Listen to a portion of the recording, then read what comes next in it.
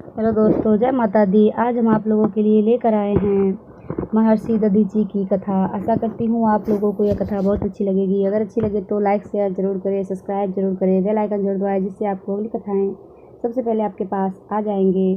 तो चलिए कथा शुरू करते हैं। धर्म, सदाचार, नीति, न्याय और सत्य का बोध कराने वाली प्राचीन कथा है। यह प्राचीन कथा है हमारे जीवन के लिए प्रेरणादायक होती है। अस्थियों का दान किया था महर्षि दधीची ने। एक बार की बात है, देवराज इंद्र अपनी सभा में बैठे थे। उन्हें अभिमान आया कि हम तीनों लोकों के स्वामी हैं। ब्राह्मण हमें यज्ञ में आहुति देते हैं, हमारी उपासना करते हैं, फिर हम समान ब्राह्मण बृहस्पति जी से इतना क्यों डर ले, उनके आने पर खड़े क्यों हो जाते हैं। वो हमारी जीविका से पहले, यह सोचकर वे सिंहासन पर डटकर बैठ गए। भगवान बृहस्पति के आने पर न तो वो स्वयं उठे और न महासभासदों को उठने दिया। देवगुरु बृहस्पति जी इंद्र की यह देखकर लौट गए। थोड़ी देर बाद देवराज का मन उतर गया। उन्हें अपनी गलती मालूम हुई। वे अपने कृत्य पर बड़ा पश्चाताप करने लगे। दौड़े दौड़े गुरु के यहाँ आए, किंतु गुरु जी नहीं मिले। वे तो कहीं अज्ञातवास में चले गए थे। निराश होकर इंद्र लौट आए। गुरु के बिना यज्ञ कौन करावे। यज्ञ के बिना देवता शक्तिहीन होने लगे। असुरों को यह बात मालूम हो गई। उन्होंने अपने गुरु शुक्राचार्य की सम्मति से देवताओं पर चढ़ाई कर दी। इंद्र को स्वर्ग छोड़कर भागना पड़ा। स्वर्ग पर असुरों का अधिकार हो गया। पराजित देवताओं को लेकर इंद्र भगवान ब्रह्मा जी के पास गए, अपना सब हाल सुनाया। ब्रह्मा जी ने कहा, पुत्र विश्वरूप को अपना पुरोहित बनाकर काम चलाओ। देवताओं ने ऐसा भी किया। विश्वरूप बड़े विद्वान, वेदज्ञ और सदाचारी थे, किंतु उनकी माता असुर कुल की थी, इसलिए वे देवताओं से छिपकर कभी कभी असुरों को भी यह भाग दे देते थे। इससे असुरों के बल में भी वृद्धि होने लगी। इंद्र को जब इस बात का पता चला तो वह बहुत क्रोधित हुआ। एक दिन विश्वरूप एकांत में बैठे वेदाध्ययन कर रहे थे कि इंद्र ने पीछे से जाकर उसकी हत्या कर दी। इस पर उन्हें ब्रह्म हत्या का पाप लग गया। बहुत मनोबल के बाद अंततः किसी प्रकार गुरु बृहस्पति जी प्रसन्न हुए। उन्होंने यज्ञ आदि कराकर इंद्र से सिर से लगी ब्रह्म हत्या को पृथ्वी, जल, वृक्ष और स्त्रियों में बांट दिया। इंद्र को फिर स्वर्ग पर अधिकार हो गया।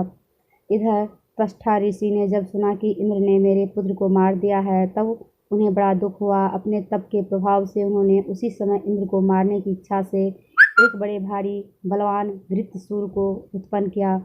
वृत्रासुर के पराक्रम से संपूर्ण आलोक के भयभीत हो गया। उसके ऐसे पराक्रम को देखकर देवराज भी डर गए। वे दौड़े दौड़े ब्रह्मा जी के पास गए। सब हाल सुनाकर उन्होंने ब्रह्मा जी से वृत्रासुर के कोप से बचने का उपाय पूछा। ब्रह्मा जी ने कहा, देवराज, तुम किसी प्रकार वृत्रासुर से बच नहीं सकते। वह बड़ा बली, तपस्वी और ईश्वर भक्त है। उसे मारने का एक ही उपाय है कि नैमिषारण्य से में एक महर्षि दधीची हड़िया ब्रज से भी अधिक मजबूत हो गई है। यदि परोपकार की इच्छा से वह अपनी हड्डियां तुम्हें दे दे और उनसे तुम अपना वज्र बनाओ, उस वजह से जब तुम वृत्रासुर पर प्रहार करोगे तो उसकी मृत्यु हो जाएगी। ब्रह्मा जी के सुझाव पर देवता समस्त देवताओं के साथ नैमिषारण्य पहुँचे। उग्र तपस्या में लगे महर्षि दधीची की उन्होंने भांति भांति से स्तुति की।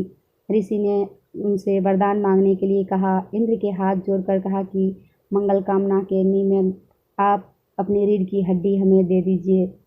महर्षि दधीची कहा, देवराज, समस्त देहाधिकारियों को अपना पर प्यारा होता है। स्वेच्छा से इस शरीर को जीवित अवस्था में छोड़ना बड़ा कठिन होता है, किंतु त्रिलोक की मंगल कामना में निमित्त मैं इस काम को भी करूँगा। मेरी इच्छा तीर्थ करने की थी।